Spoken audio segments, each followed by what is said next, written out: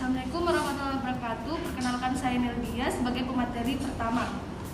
Di sini saya akan membacakan konsep medis. Yang pertama, definisi. Infeksi saluran kemih atau ISK adalah infeksi yang terjadi akibat terbentuknya koloni kuman di saluran kemih. Beberapa istilah yang sering digunakan dalam klinis mengenai ISK. ISK complicated atau sederhana, yaitu ISK pada pasien tanpa disertai kelainan anatomi maupun kelainan struktur saluran kemih. ISK complicated atau rumit, yaitu ISK yang terjadi pada pasien yang menderita kelainan anatomis atau struktur saluran kemih atau adanya penyakit sistemik. Kelainan ini akan menyulitkan pemberantasan kuman oleh antibiotika. First infection atau infeksi pertama kali atau isolated infection, yaitu ISK yang baru pertama kali diderita atau infeksi yang dapat setelah sekurang-kurangnya 6 bulan bebas dari ISK.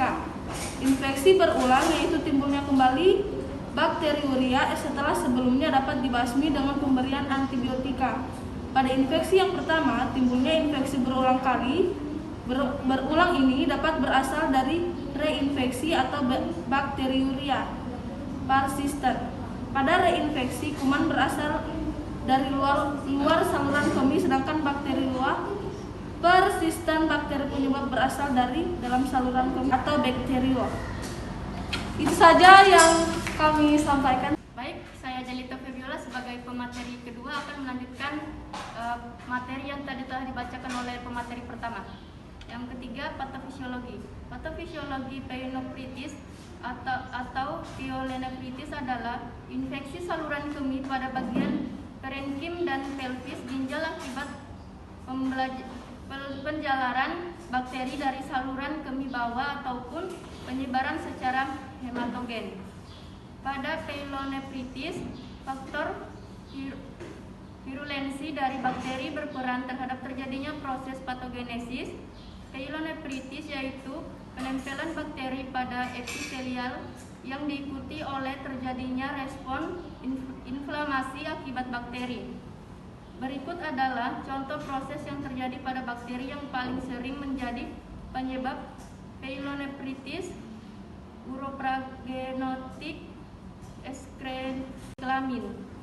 Referensi SK pada neonatus berkisar antara 0,1% hingga 1% dan meningkat menjadi 14% pada neonatus dengan demam dan 3,5% pada bayi. Pada bayi asimptomatik, bakteriuria didapatkan pada 0,3 hingga 0,4%. 13 resiko ISK pada anak sebelum pubertas, 3-5% pada anak perempuan dan 1-2% pada anak laki-laki. Baik, itu saja. Saya akan beralih ke pemateri ketiga. Saya akan melanjutkan tanda dan gejala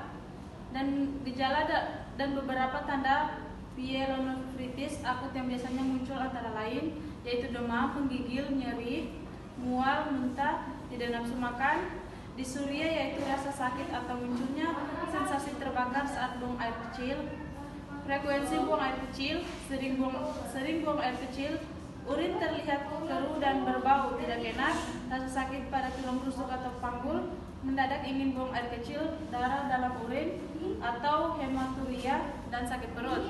Selanjutnya itu manifestasi klinis.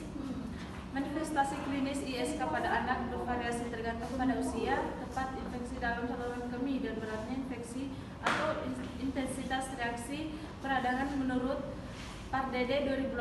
Manifestasi klinis tersebut yaitu pada neonatus gejala ISK tidak spesifik seperti pertumbuhan lambat, muntah, mudah terangsang, tidak mau makan, temperatur tidak stabil, perut kembung, jaundice. B. Daripada gejala klinik ISK pada bayi, gejala klinik ISK tidak spesifik dan dapat berupa demam, nafsu makan berkurang, cengeng, kolik, muntah, diare, ikterus, distensi abdomen, penurunan berat badan, dan gagal tumbuh infeksi. saluran kemih perlu dipertimbangkan pada suatu bayi dan anak umur 2 bulan hingga 2 tahun dengan demam yang tidak jelas penyebabnya. Sehingga infeksi saluran kemih pada kelompok umur ini, terutama yang dengan demam tinggi, harus dianggap sebagai pielonefritis. Sekian dari saya, terima kasih. Assalamualaikum warahmatullahi wabarakatuh. Saya atas nama Nur Putri Fauzia akan melanjutkan pembaca yang sebelumnya. Yang pertama, pengkajian. Pengkajian merupakan tahap yang sistematis dalam mengumpulkan data tentang individu, keluarga, kelompok. Proses pengkajian anak dengan infeksi saluran kemih menurut Cempaka 2018 sebagai berikut. Pertama, identitas pasien, berisikan nama, umur, jenis kelamin, alamat, diagnosa medis, dan tanggal masuk serta tanggal pengkajian, dan identitas penanggung jawab. Kedua, keluhan utama, merupakan riwayat kesehatan klien saat ini yang meliputi keluhan pasien. Biasanya jika klien mengalami ISK bagian bawah, keluhan klien biasanya berupa rasa sakit atau rasa panas di uretra sewaktu kencing dengan air kemih sedikit-sedikit serta rasa sakit tidak enak di suprapubik. Yang ketiga, riwayat kesehatan. Riwayat kesehatan sekarang merupakan riwayat kesehatan klien saat ini yang meliputi keluhan pasien. Biasanya jika klien mengalami ISK bagian bawah, keluhan klien biasanya merupakan rasa sakit atau rasa panas di uretra sewaktu kencing dengan sedikit serta rasa sakit tidak enak suprapubik. Dan biasanya jika klien mengalami ISK bagian atas keluhan klien biasanya sakit kepala, meleis. Jika klien mengalami ISK bagian bawah, keluhan klien biasanya merupakan rasa sakit atau rasa panas di uretra sewaktu kencing dengan sedikit serta rasa sakit tidak enak suprapubik. Dan biasanya jika klien mengalami ISK bagian atas keluhan klien biasanya sakit kepala, meleis, mual, muntah, demam, menggigil, rasa tidak enak atau nyeri pinggang. Yang kedua, riwayat kesehatan. Dahulu pada pengkajian biasanya ditemukan kemungkinan penyebab infeksi saluran kemih dan memberi petunjuk berupa lama infeksi sudah dialami klien. Yang ketiga, riwayat kesehatan keluarga merupakan riwayat kesehatan keluarga yang biasanya dapat memperburuk keadaan klien akibat adanya gen yang membawa penyakit turunan seperti diabetes mellitus, hipertensi.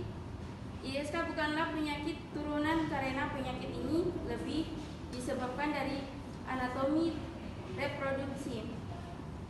Keempat, riwayat psikososial, adanya kecemasan, mekanisme coping menurun dan kurangnya berinteraksi dengan orang lain. Itu saja, saya kembalikan ke pembaca. Perkenalkan, nama saya Riyandi. Di sini saya akan melanjutkan materi dari sebelumnya. Baik, materi yaitu riwayat psikososial, adanya kecemasan, mekanisme coping menurun dan kurangnya berinteraksi dengan orang lain sehubungan dengan proses penyakit. Adakah hambatan dalam interaksi sosial dikarenakan adanya ketidaknyamanan atau nyeri beban. Nomor 5, riwayat kesehatan lingkungan. Lingkungan kotor dapat menyebabkan berkembangbiaknya penyakit seperti COVID, juga kuman lain yang dapat menyebabkan terjadinya ISK. 6, riwayat imunisasi. Bagaimana riwayat imunisasi anak sejak anak lahir sampai dengan usia saat ini. 7, riwayat tumbuh kembang. Data tumbuh kembang dapat diperoleh dari hasil pengkajian dengan mengumpulkan data tumbang dan dibandingkan dengan ketentuan-ketentuan perkembangan normal, perkembangan motorik, perkembangan bahasa, perkembangan kognitif, dan perkembangan emosional. 8, asesmen nyeri. Pengkajian nyeri dilakukan dengan cara PQRST. P, pemicu, yaitu faktor yang mempengaruhi gawat atau ruangnya nyeri. Q, quality, dari nyeri apakah rasa tajam, tumpul, atau tersayat. R, region, yaitu daerah perjalanan nyeri. S, safety, adalah keparahan atau nyeri. T. Time adalah lama serangan atau frekuensi nyeri. 9. Asesmen risiko jatuh. Hal ini diperlukan dikaji terkait dengan usia anak, kondisi kesehatan anak, dan anak yang berada di tempat tidur memiliki risiko jatuh yang tinggi. 10. Pola kebiasaan. Nutrisi, frekuensi makan dan minum berkurang atau tidak dikarenakan bila adanya mual dan muntah. Apakah terdapat nafsu makan menurun? Bagaimana keadaan infus makan anak sebelum dan sesudah sakit? B. Cairan. Bagaimana kebutuhan cairan selama 24 jam? Apa saja jenis minuman yang dikonsumsi dan berapa frekuensi minuman dalam 24 jam? Bagaimana intake dan output cairan? C. Eliminasi buang air besar. Ada keluhan atau tidak? Adakah disuruh pada buang air kecil? Bagaimana frekuensi miksi bertambah atau berkurang? Adakah nyeri bagian suprapubik? Bagaimana bau urin pasien? Adakah bau kekasan? Bagaimana warna air kencingnya? Bagaimana karakteristik urin dan bagaimana volume urin sebelum dan setelah sakit? Baik, perkenalkan nama saya Fida Septiamada Aksan akan melanjutkan pembacaan materi yang sebelumnya yaitu Rianti. C. Eliminasi buang air besar. Ada keluhan atau tidak adanya disuria pada buang air kecil? Bagaimana frekuensi miksi bertambah atau berkurang? Selanjutnya, adakah nyeri pada bagian suprapubik? Bagaimana bau urin pasien? Adakah bau kekasan? Bagaimana warna air kencingnya dan bagaimana karakteristik urin serta bagaimana volume urin sebelum dan setelah sakit. Selanjutnya yaitu D. Istirahat dan tidur. Di sini adakah gangguan tidur karena perubahan pola buang air kecil atau adanya rasa nyeri dan rasa mual muntah. E. Personal hygiene. Bagaimana personal hygiene pasien? Pasien ditinjau dari pola mandi, gosok gigi, mencuci rambut, dan memotong kuku. F. Aktivitas atau mobilitas fisik. Pergerakan terbatas atau tidak dalam melaksanakan aktivitasnya, apakah memerlukan bantuan perawat dan keluarga. G. Olahraga. Bagaimana kegiatan fisik keseharian dan olahraganya. H. Rekreasi. Bagaimana kegiatan untuk melepas penat yang dilakukan. Selanjutnya yaitu D. Pemeriksaan fisik. Pemeriksaan fisik yang dilakukan yaitu pemeriksaan fisik head to toe, yaitu pemeriksaan yang dilakukan mulai dari ujung kepala hingga ujung kaki. Pemeriksaan ini meliputi yang pertama yaitu kepala, mengetahui turgor kulit dan tekstur kulit, dan mengetahui adanya lesi atau bekas luka. Di mana di sini kita akan melakukan inspeksi palpasi. Selanjutnya yang kedua yaitu rambut, mengetahui warna, tekstur, dan percabangan pada rambut, dan untuk mengetahui mudah rontok atau kotor. Di sini dilakukan dengan inspeksi yaitu distribusi rambut merata atau tidak, kotor atau tidak, bercabang atau tidak. Dan yang kedua yaitu palpasi, mudah rontok atau tidak, tekstur kasar atau halus. Yang ketiga yaitu wajah, mengetahui bentuk dan fungsi kepala, dan untuk mengetahui luka dan kelainan pada kepala dilakukan dengan cara inspeksi dan palpasi. Yang keempat yaitu mengetahui bentuk dan fungsi mata, medan penglihatan visus, dan otot-otot mata, dan juga untuk mengetahui adanya kelainan atau pandangan pada mata. Bila terjadi hematuria, kemungkinan konjungtiva anemis.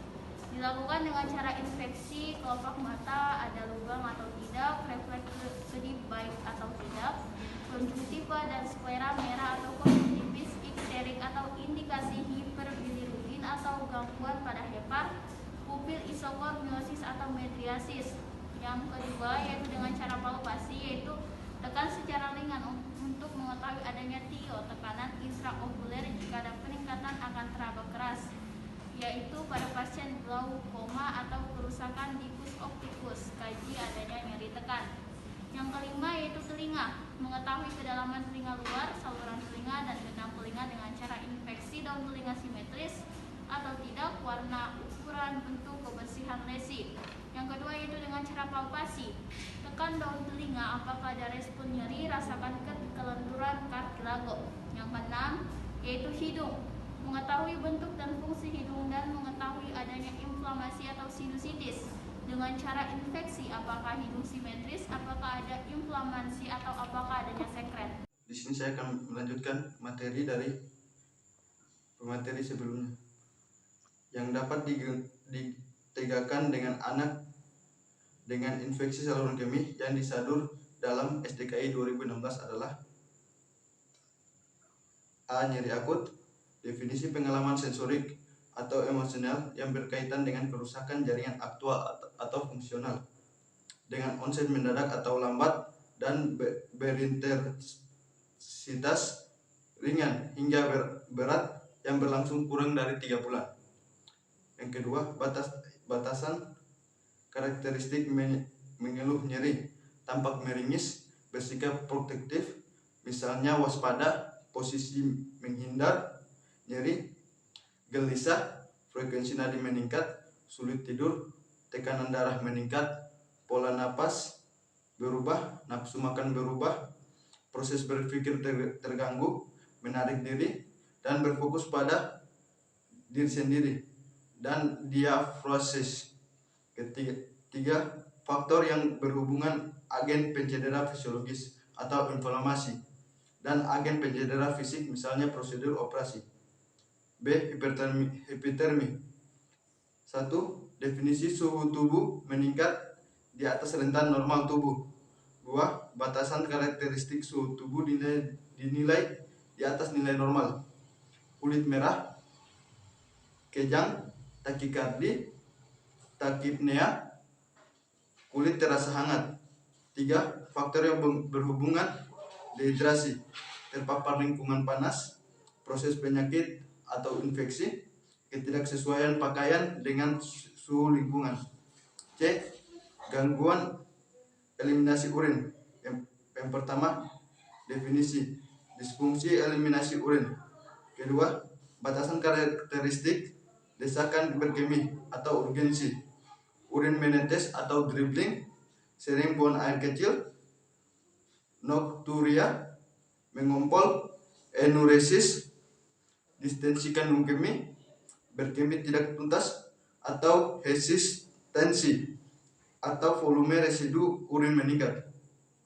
3. Faktor yang berhubungan dengan penurunan kapasitas kandung kemih, iritasi kandung kemih, penurunan kemampuan menyadari tanda-tanda gangguan kandung kemih, efek tindakan medis dan diagnostik, misalnya operasi ginjal, operasi saluran kemih, anestesi, dan obat-obatan.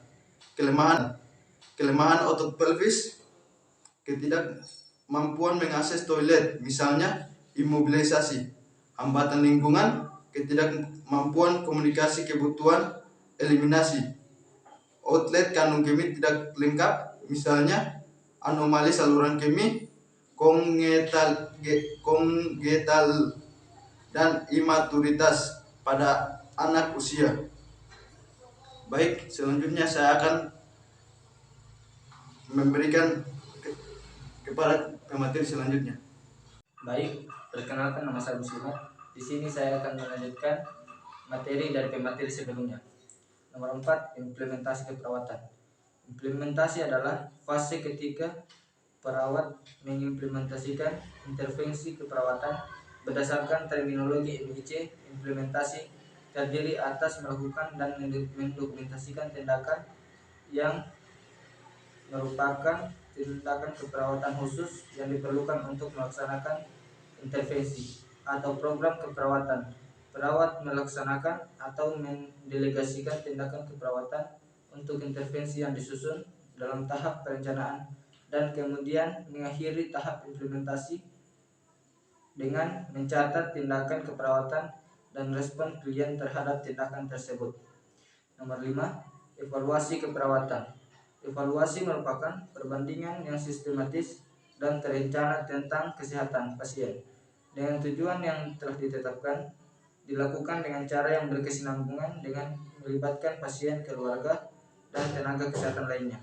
Tujuan evaluasi untuk melihat kemampuan pasien dalam mencapai tujuan tindakan yang disesuaikan pada kriteria hasil dalam tahap perencanaan.